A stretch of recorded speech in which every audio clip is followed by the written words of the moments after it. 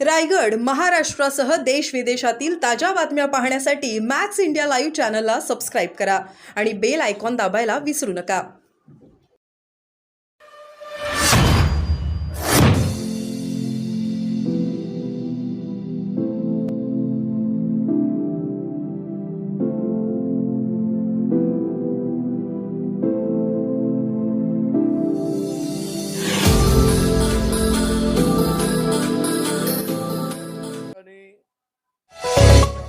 जनता कौल हा विश्वास वाटतोय.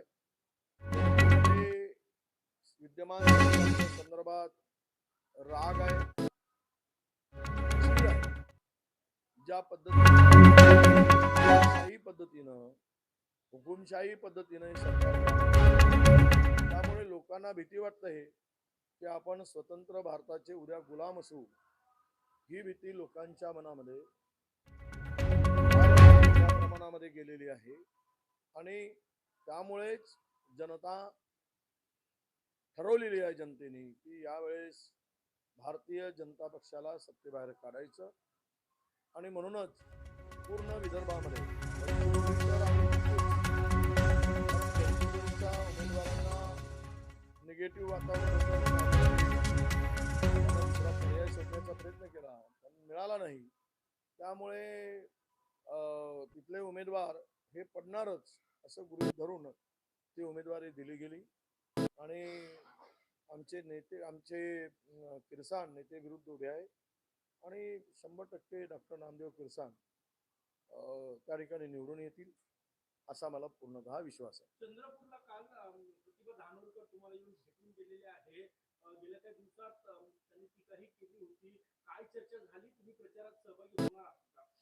नाही, मी पक्षाचा कार्यकर्ता आहे, शिपाई आहे आणि मी तसेही जाणार होतो, भेटले नसत्या तरी जाणार होतो. आज मी चंद्रपूरला चाललेलो आहे प्रचार सभेमध्ये आणि मी 10 तारीख सुद्धा 9 आणि 10 चंद्रपूरला प्रचारासाठी जाण्याचं मी ठरवलंच होतं. जिथे पक्षाचा उमेदवार आहे तिथे मी जाणार, प्रचार करणार, कारण पक्षाचा कार्यकर्ता नेता म्हणून माझी ती जबाबदारी आहे. भंडारा गोंदियामध्ये भाजपच्या अंतर्गत काही लोकांची नाराजी असल्याची माहिती काँग्रेसची काय स्थिती आहे, काय सांगाल? नाही, काँग्रेसचा उमेदवार जरी नौका असला तरी सगळा म्हणजे उमेदवारांच्या संदर्भात कुठलीही तक्रार नाही. उमेदवारासाठी आमचे इंडिया घटक पक्षाचे लोक, काँग्रेस पूर्ण ताकदीनिशी काम करत आहेत. तुम्हाला गोंदिया भंडाऱ्याचा निकाल हा चमत्कारिक निकाल दिसेल हा मला विश्वास आहे. राहुल गांधींची सभा तिथे होणार आहे. पहिली सभा जी आहे विदर्भातील ती भंडारा गोंदियामध्ये होणार आहे का? नाही, सभेची तयारी साकोलीला होते आहे. आम्ही सर्व त्या ठिकाणी विदर्भातील जनता त्या सभेला जाणार आहे आणि राहुलजींचे त्याग आणि त्यांनी जो संघर्ष सुरू केलेला त्या संघर्षामुळे जनजनामध्ये राहुलजींची प्रतिमा, राहुलजींचं काम आणि या राहुलजीच्या संदर्भात जनतेमध्ये आशा, या देशासंदर्भात एक प्रामाणिक, इमानदार आणि एक समर्पित भावनेचा नेता म्हणून त्यांच्याकडे सगळे बघतात आणि त्यांच्या सभेला प्रचंड गर्दी असणार आहे आणि विदर्भातील या 5ही विधान लोकसभा क्षेत्रामध्ये त्या सभेच्या माध्यमातून नक्कीच तुम्हाला परिवर्तनची लहर, लाट निर्माण झाल्याची दिसेल. सांगलीच्या जागेचा तिढा अजून संजय राऊत म्हणते की काँग्रेसचे नेते सांगलीतील नाराज कार्यकर्त्यांची समजूत काढतील जागा आमची नाही. आता तो वादविवादाचा प्रश्न फार काही आता वाढवण्याची गरज नाही आणि दोनही पक्षांनी आपापली भूमिका मांडलेली आहे. ती जागा कोणाची हा विषयच नाही. ती जागा मुळात सुरुवातीपासून काँग्रेसची होती.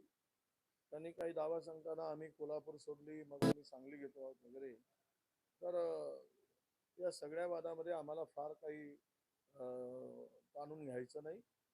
जो निर्णय होईल, हायकमांड घेतील, त्या निर्णयाला मान्य राहून आम्ही सर्व महाराष्ट्रातील आणि सांगलीतील नेते काम करतील.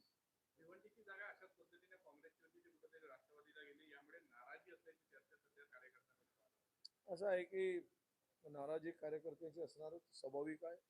परंपरागत जागा ज्यावेळेस अं, जातोय किंवा दुसऱ्या पक्षाच्या वाट्याला जाते त्यावेळेस सर्वात सुरुवातीलाच थोडी नाराजी असते.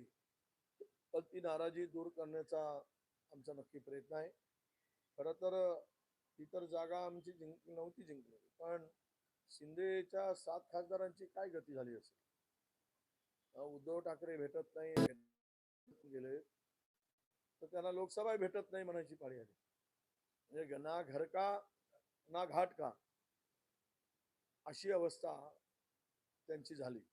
त्यामुळं शिंदे गटांच्या आमदारामध्ये प्रचंड अस्वस्थता आहे. आता आमच्या माहितीप्रमाणे निम्मे आमदार शिंदे गटांचे उद्धव साहेब ठाकरेशी संपर्क करत आहेत अशी माहिती आता आमच्याकडे पोहोचलेली आहे. वस्तुस्थिती माहीत नाही, परंतु ही चर्चा अनेक नेत्यांनी बोलून दाखवलेली आहे. याचाच अर्थ असा आहे की विरोधक गोंधळलेले आहे. खुद्द शिंदे गट गोंधळलेला आहे, अजितदादा गट गोंधळलेला आहे आणि भाजपाची अनेक ठिकाणी उमेदवारांच्या निवडी संदर्भात दमछाक झालेली आहे.